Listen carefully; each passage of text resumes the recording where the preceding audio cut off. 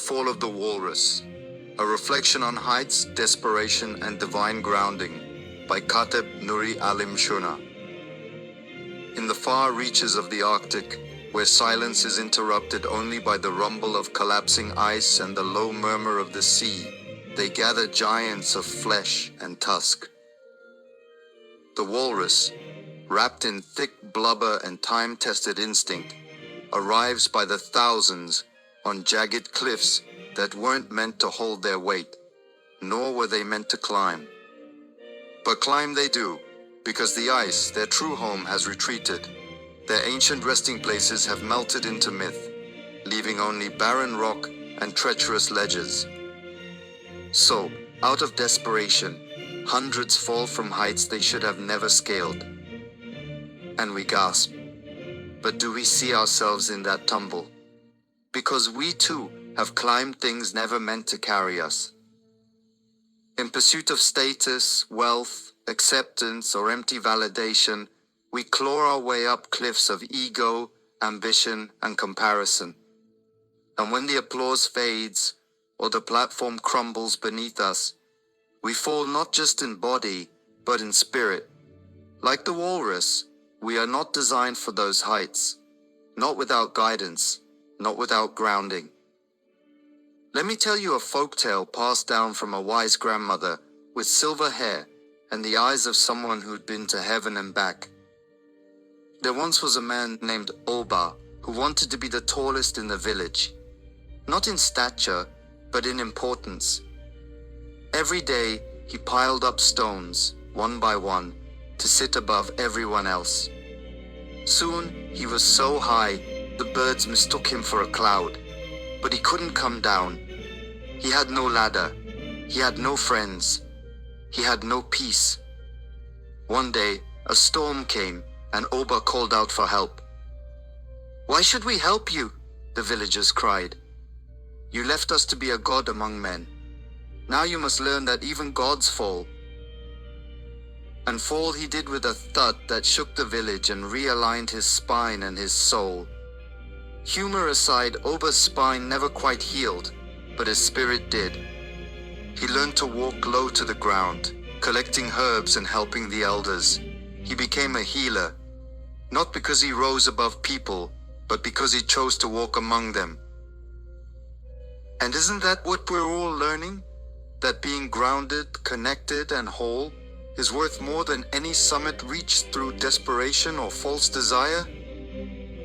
The walrus, poor creature, isn't foolish. It's just adapting in a world where the old paths are vanishing. Sound familiar? We too adapt, but not always wisely. We stretch ourselves thin, climb spiritual cliffs for likes and followers, and compete for spaces that were never meant to nourish us. And when we fall emotionally, mentally, spiritually, we wonder why. Now let me bring in some Celestine wisdom for y'all. My grandmama Celestine used to sit on that back porch peeling sweet potatoes, humming gospel, and watching the sun stretch its arms over the fields. She'd say, "Baby, just 'cause the hog got legs don't mean he need to dance." I'd blink at her, confused, and she'd laugh that thunder rolling laugh. "It means," she'd say, "you can do a thing, but that don't mean you should. Ain't no sense in stretching your neck to see over a fence the Lord didn't build for you. You best bloom in your own garden, sugar." And that's just it. We keep trying to climb fences and cliffs we weren't called to. We hustle so hard to get to that next level, when maybe, just maybe, our blessing is at this level. Maybe the ice we need to rest on is already beneath us, but we're too busy trying to climb to notice. You ever seen a walrus on a cliff? It ain't graceful. Legs splayed out, grunting like Uncle Ray after a second helping of banana pudding, looking confused and bloated. That's some of us, up on high ledges of performance and pretense, uncomfortable, anxious, waiting for the world to notice us, and just one wrong move from tumbling down. And bless it, when we fall, it ain't always quiet. It can be loud, embarrassing, spirit-shaking. But let me tell you something. Grandmama also said, "The Lord don't waste nothing, not even a fall." Sometimes, what you call a fall is really a return. A holy drop back to where your soul was safest. A divine reminder to quit trying to fly when you ain't grown your wings yet. The Creator did not craft us to balance on sharp ledges with trembling hearts.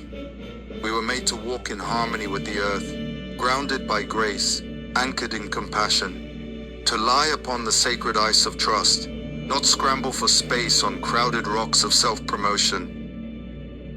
So, what's the lesson? Stop climbing what isn't yours.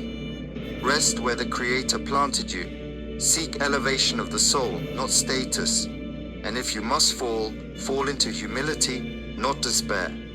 Because sometimes, that thud you feel isn't a failure. It's the sound of you landing where you were always meant to be. And one more thing. Next time you think you're failing at life because you didn't get to the top, just remember the walrus. He made it up the cliff, and that didn't go so well. Now go on and rest your soul a bit. You ain't got to prove nothing to anybody but the one who already knows your name.